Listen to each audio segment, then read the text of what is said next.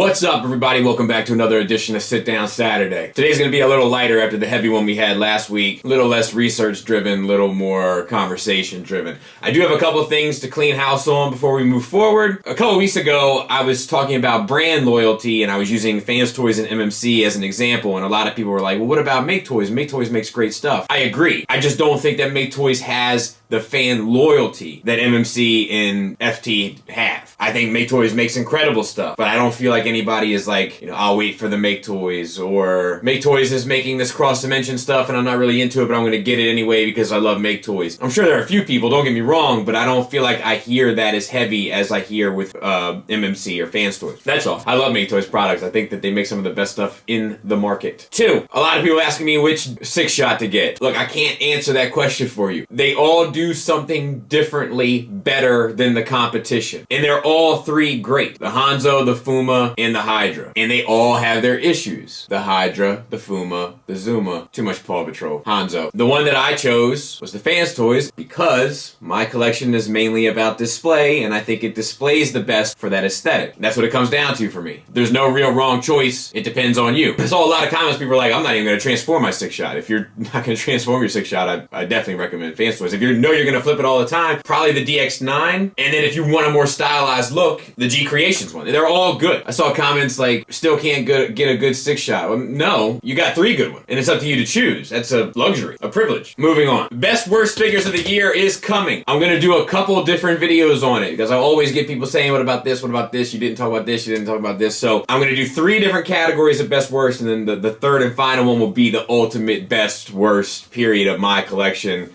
per usual. Also, next Saturday, instead of a sit-down Saturday, we're going to have a stand-up Saturday, and it's going to be the first annual third-party awards. I'm looking forward to it. I think it's going to be a lot of fun. I think it's going to be enjoyable to watch, go down memory lane, and I think it's going to be one to remember. So don't miss that one. Another thing we have to go over briefly, because I keep seeing people say it in the comments, and a lot of you are wrong, and if I were to do that thing, you would call me anything but a fine, upstanding gentleman. But when you do those sorts of things, I take it as a teachable moment and allow myself to educate you. These are statues. They do not move. They're sculpted beautifully. They're painted beautifully. But they are statues. You cannot move them. These are action figures. They're sculpted and painted to different degrees, and that's why we have a channel like this where we can discuss the pros and cons. They all move. This particular action figure also transforms, but all of these are action figures.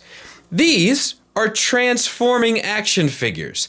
They're all action figures. They all move. They're painted and sculpted to different degrees and built with different levels of quality, as are all 3 in terms of build of quality, but these all transform into different things. That's the difference. That is an action figure. That is a statue. That is an action figure. That is a statue. That is a transforming action figure. That is not.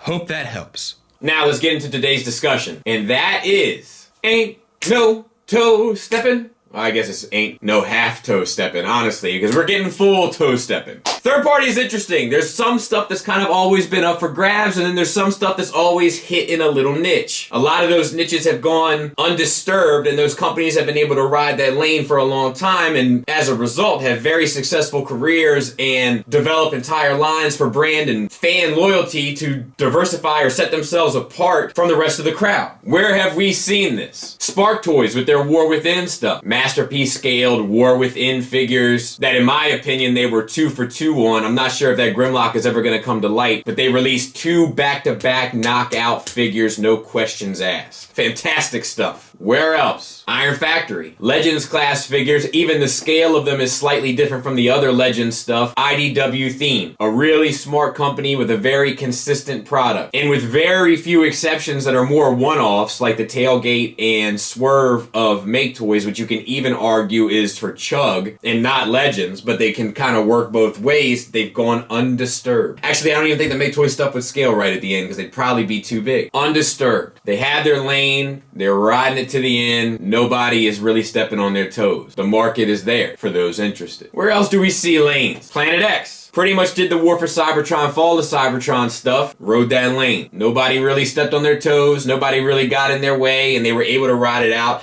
And I think they're reaching a point where they realize the fan interest may be waning, so they're starting to change. We'll get back to that. You can make the argument that Toy World and Zeta have been riding that Studio Ox wave. The constructor is pretty much dead to rights Studio Ox, and the Bruticus is more of a Dreamwave Studio Ox approach. But Superion looks back in touch with Studio Ox, so you can make the argument for them. Now, they're not going undisturbed. We have MMC producing Studio Ox stuff as well, but as of right now, they haven't really stepped on each other's toes, with the exception of this upcoming MMC Bruticus. Now, we have plenty of toe stepping in other places. Otherwise, we have X-Transbots, KFC, Make Toys, Fans Toys, all doing this G1 look. But this little niche stuff, everybody kind of gets to kind of pick a lane and ride in it safely. Or so we thought. We've had Mastermind Creations reformatted, doing chug-scaled IDW stuff, which they've pretty much been able to ride that lane out undisturbed until recently. We'll get back to that. You got Alien Ant Farm, or whatever they're called, and Unique Toys both doing movie stuff, so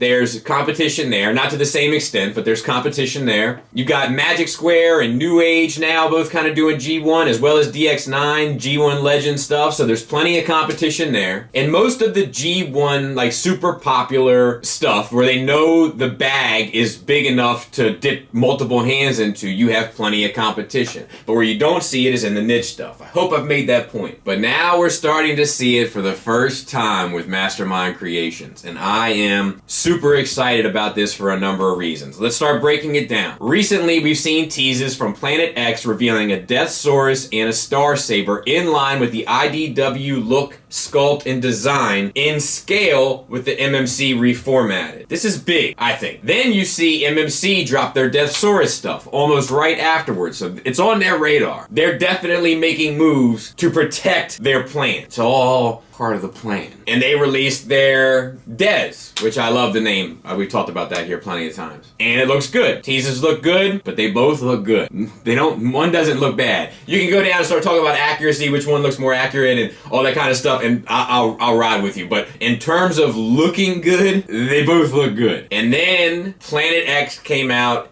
with Star Saber, and this thing looks phenomenal. And I'm excited about this for two reasons. Now let's get into it. One, I think Planet X makes a good product. I think they've had some releases that are stronger than others, but I think overall they make a good product. I've always wanted to buy their product. I just don't like the designs of War for Cybertron, Fall of Cybertron. Love the games, love the stories, not crazy about the designs. They all look a little top-heavy and awkward to me. Them making a product that's in line with IDW, which I love, I'm in. I'm in there like swimwear. Shout out to Cisco, Baltimore, Maryland. I'm a home team guy. Hoo-yeah! For one, it lets me double up in options for IDW stuff, which I've had to rely on MMC on solely, pretty much, to produce. I'm a big fan of the IDW stuff. I collect the Chug stuff for characters that I like, and I've had to pretty much rely on MMC or Hasbro in order to get the job done. And we know that MMC takes their time. They don't get knocked for taking their time because they release 6 different repaints before the next figure, but they take their time with stuff. How long is the DJD taking? Speaking of which, couldn't be more excited about that stuff coming. But they take their time. Now, 2 things come out of this. One, a company is producing more figures within that kind of franchise niche to allow me as a collector to have more figures to flesh out my shelves. 1. 2, it puts pressure on MMC to have to be good. When you don't have any competition, you get very comfortable, you get very complacent. This might be the spark to light the fire